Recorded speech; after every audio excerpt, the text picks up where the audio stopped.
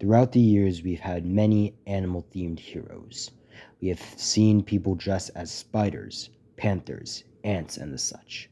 But what if I told you of one who wears a suit that evokes squirrels? Doreen Green was born to Dorian and Maureen Green. She suffered a modification in her genes for unknown reasons that granted her squirrel-like abilities, which manifested predominantly in the form of a prehensile tail. When her parents consulted a doctor, it was determined that Doreen wasn't a mutant, even though she believed so for a long time. When she was 10 years old, Doreen discovered she could communicate with squirrels after overhearing one of these rodents in her window. She subsequently saved the squirrel from being chased by a dog, and they became friends. The squirrel, who identified himself as Monkey Joe, encouraged Doreen to use her abilities to help people. Ever since then, Doreen began to fantasize about becoming a superhero, and came up with the alias of the Unbeatable Squirrel Girl.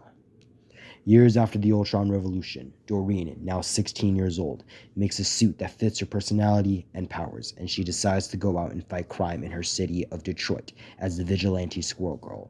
She encounters a crime group called the Magia, run by the infamous gangster known as Hammerhead, who plans to sell drugs in her neighborhood.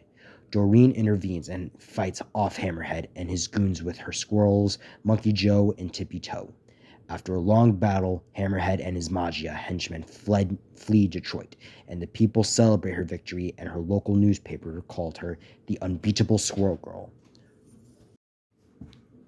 Weeks later, she moved to New York and attended Midtown High. She made friends during her first week of school, human and squirrel alike, but her human friends are some that intrigue me. Of the many vast activities in her school, she attends a graphic novel club with fellow student Gwendolyn Poole. But her story is for another time.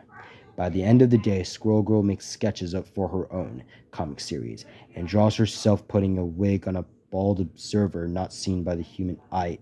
Okay. Very funny, Doreen.